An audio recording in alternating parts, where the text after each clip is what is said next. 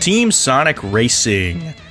I mean, it's alright. Yeah, this game doesn't do anything especially good or anything especially bad. It is just really mediocre right in the middle. And I do genuinely mean this when I say it. I think this is the most boring Sonic game. It has so little to offer, it's remarkable. Like, it's actually impressive. But the thing is, there is another version of this game released for Apple Arcade, simply titled Sonic Racing. Now, this is made by Hardlight to promote Team Sonic Racing, and what's funny is that this promotional game is better than the full console game. So let's first think, what is the main mechanic of Team Sonic Racing? Well, the team mechanic. And the thing is, the team mechanic is done so much better in this Apple Arcade version. It's just kind of blowing my mind they didn't do this on the console version. So in normal Team Sonic Racing, you pick a character and you're assigned a team if you're playing single player, right? Which is just, you think, the bog standard way,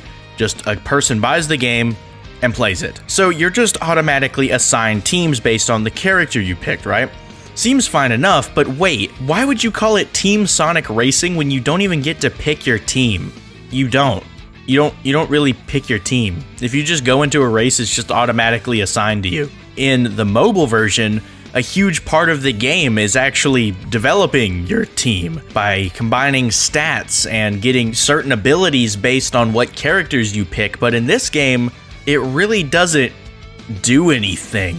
The character roster doesn't really affect anything, which wouldn't be bad in a game where, you just pick a character and sure, maybe it has a few different little funky stats, but it doesn't really change a whole lot. But you would think in a team-centered game, stats might actually matter, that what team you're with would actually affect the gameplay. But no, it doesn't. It's just, like, that's the thing. In Team Sonic Racing, the team mechanic feels like a background element. Like, you can ignore the team mechanic and just play the game. Like, genuinely, I forget the team mechanic is a thing. I'm not actively thinking about my team, like, ever. And sure, while in this mobile version, I'm not constantly thinking about my team, and I'm not really passing items to them or anything. It doesn't have that sort of depth. It has more of a depth when you're thinking about your team before the race, because stats actually do matter. You get a multiplier based on what character you pick and if they're in the select team. So now, those selected teams aren't just automatically assigned to you, they're just a part of your effective strategy if you decide to go that way. And characters have different abilities. Some characters actually give you a slipstream. Certain characters just don't have a slipstream. They all have an assigned ability, which gives different advantages to certain teams and disadvantages to other teams. And one of my favorite abilities you can get that's assigned to characters is the upgraded drift. And this is a great segue to talk about the drift in this game, because since this is a mobile game,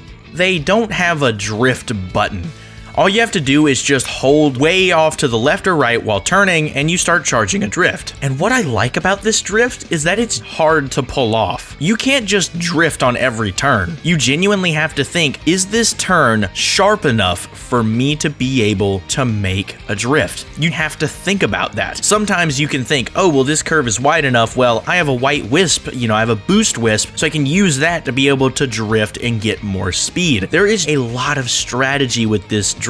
And what this drift-like upgrade ability does for certain characters, it gives them a second tier to their boost. That's right, you know how a normal kart racer has the different tiers of drift boost? Well, in this game, if you don't have that upgraded drift assigned to your character, then you cannot go above one tier of drift. You are only going to get a set amount of boost from that drift. So that's what I really like about the drift. It's so simple. It's literally just, if you make a sharp turn, then you're gonna start charging a boost, but there is so much depth to it. You actually have to take into account how fast you're going, the context of the course, what items you have. You actually have to think about things. And speaking of actually having to think about things, you actually have to think about your opponents. In Team Sonic Racing, yeah, sure, I mean, it is a racing game, right? You obviously see your opponents, but the thing is, it's really easy to get lost with your team. You know what I mean? Like, you don't really see your team. You're either way behind them or way ahead of them. There are very few times that you feel actually in the fray of the race. This game does a pretty good job of keeping you kind of in a packed cluster, right?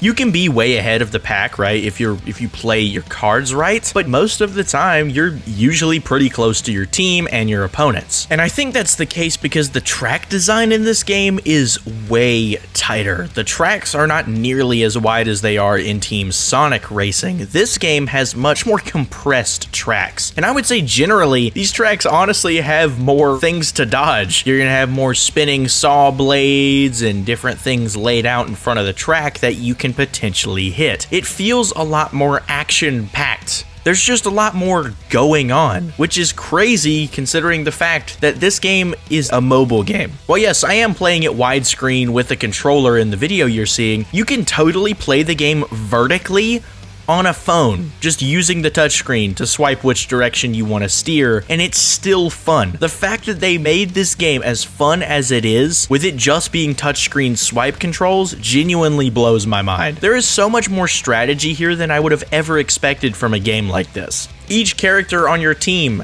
actually matters. You can't just drift every turn. You actually have to take the environment into account. That actually matters. The thing is, what wisps you use are actually important. Yeah, in this game, I mean, you have to pick out your selection of wisps. You have to upgrade them. I mean, you pick out what wisps you want to use. They're ranked in a tier system of how rare they are, and you get to pick which wisps you want to use. That's crazy. Like, you actually have to think, what wisps do I like and what wisps do I not like? Which ones do I actually want to use? And those are the only ones you will use because you've selected this as your pool of wisps. And that is just fantastic because there are so many useless wisps that you just get all the time in Team Sonic Racing. Like, I'm sorry, I don't want the funny music note one. It is so useless. I would rather have something else, and that's what this game allows you to do. This game gives you the option. And since this game is a mobile game, thankfully it doesn't have like any of the mobile game tendencies because it's Apple Arcade, which means you're not going to have any ads or microtransactions, so thank goodness for that. But it still has, you know, some mobile game energy in the sense that they obviously want you to play the game often. So there's a lot of fun events that you can do that are constantly active that will give you rewards in the game. And a lot of times the rewards for these community events are going to give you a really cool skin for a character, which is just a really fun way of keeping people kind of active on the game. It just kind of gives you a reason to just hop on and play the game for a little bit. And for example, when I'm making this video, a recent event that's about to start in this game is for Rider's Shadow. Yeah, they just introduced extreme gear into this. I mean, yeah, the gameplay's not any different, but still, that's really cool. I'm sure this was probably done to promote Cross Worlds, but still, I was just not expecting there to be Rider's Shadow in this game, but sure enough, they're adding him in. And saying all that, really the main point I want to make is that I think both of these games aren't the greatest thing ever.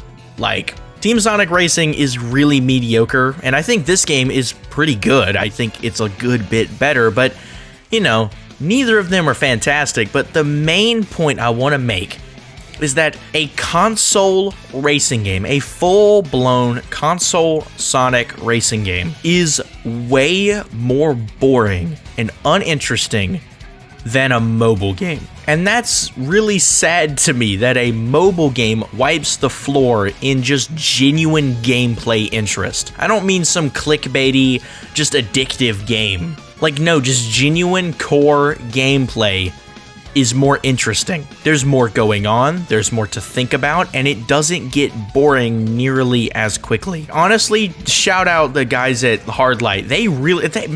Y'all cook up some heat, dude. Can y'all start working on the actual Sonic games, please? So yeah, this game is really good, actually. It has a surprising amount of depth, whether that be from the drift being actually very hard to pull off, whether that's each of the characters' assigned abilities giving a level of depth to the characters you pick, and saying that the characters you pick is actually important, and their stats heavily affect the gameplay. Each of these three stats here actually affect what you're doing. And the wisps you get to use, there's a strategy to which ones do you think are the best, which are your favorites, and you actually get to pick those and upgrade them. So there is just so much more strategy, so much more interest in this game. It provides way more, which is just insane that they have totally wiped the floor with a console game. But yeah, that's really about all I had to say for this video. I do hope all of you enjoyed, and hope you have an amazing rest of your day. God bless.